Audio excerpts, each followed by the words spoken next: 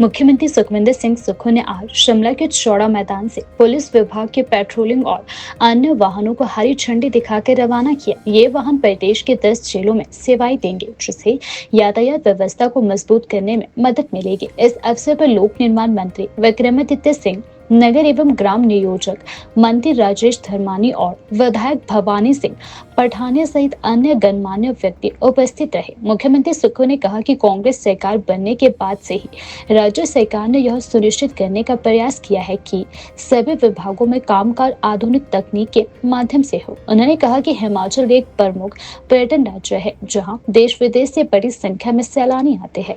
ऐसे में ट्रैफिक व्यवस्था को सुचारू रखना बेहद जरूरी है। सीएम ने बताया कि इसी उद्देश्य से आज 66 नए वाहनों को प्रदेश भर के जिलों में तैनात किया गया है। इन वाहनों से सड़क सुरक्षा और पेट्रोलिंग व्यवस्था और बेहतर होगी। दुर्घटना की स्थिति में ये वाहन तुरंत घटना स्थल पर पहुंचकर राहत कार्य शुरू करेंगे। मुख्यमंत्री ने कहा कि सरकार ने हाल ही में 1200 पुलिस कांस्टेबलों की भर्ती की है और पुलिस बल को आधुनिक हथियारों और संसाधनों से लैस किया जा रहा है। उन्होंने दोहराया कि राज्य सरकार नशे के खिलाफ सख्त कार्यवाही कर रही है।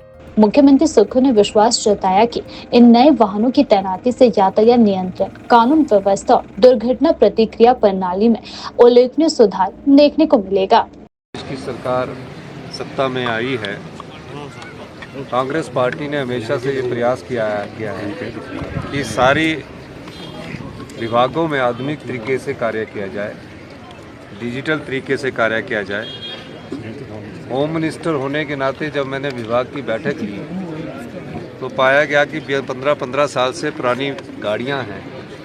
हिमाचल एक पर्यटन राज्य है और इसमें जो भी चीज़ हो आने वाले समय में वर्ल्ड क्लास की हो। इस दृष्टिकोण से आज हमने देखा कि ट्रैफिक की समस्या हमेशा से हिमाचल प्रदेश के पूरे राज्यों में बनी रहती है। जब पर्यटक बहुत अधिक संख्या में आते हैं, चाहे वो कीरतपुर मनाली हो, चाहे कांगड़ा हो, चाहे धर्मशाला हो, चाहे शिमला हो, चाहे कुल्लू हो, चाहे मनाली हो, और ऐसा अभाव देखा गया है कि एक्सीडेंट हो जाता है और एक्सीडेंट के बाद थोड़ी देर आधा घंटे के लिए भी ट्रैफिक जाम हो जाता है। तो हमारे पास ट्रेन की भी सुविधा नहीं थी। सुविधा थी लेकिन बहुत कम क्षेत्रों में ऐसी ट्रेनें थी जहाँ से हमें इनको मंगाना पड़ता था और उसके बाद ट्रैफिक को ठीक करना पड़ता था।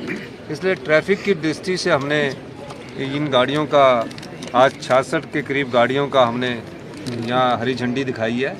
इसमें से कुछ गाड़ियाँ जो है, क्योंकि एक रस्म अदायगी होती है, 30-35 गाड़ियों को मैंने और हमारे पीडब्ल्यूडी मिनिस्टर साहब भवानी पठानिया जी, इन सब लोगों ने आज इसको झंडी दिखाकर रवाना किया है। हमारा ये मानना है कि पुलिस में आधुनिक चीज़ों का प्रयोग करके हम अच्छे से अच्छे जो कार्रवाई है उसको किया जा सके। और मैं एक और भी कहना चाहूँगा,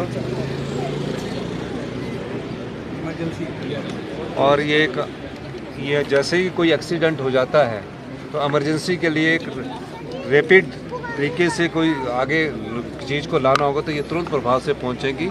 और आपने देखा होगा कि ऐसे व्हीकल जो होते हैं वो देशों में होते हैं, उसी प्रकार के हमने हाई एंड इन व्हीकल्स को बनाने की बात की है। और हाई एंड व्हीकल है ये, इसमें सभी प्रकार की सुविधा है। वायरलेस सिस्टम भी कई गाड़ियों में लगा हुआ है ताकि जब एक्सीडेंट हो जाए तो तुरंत प्रभाव से हमें पता लगे।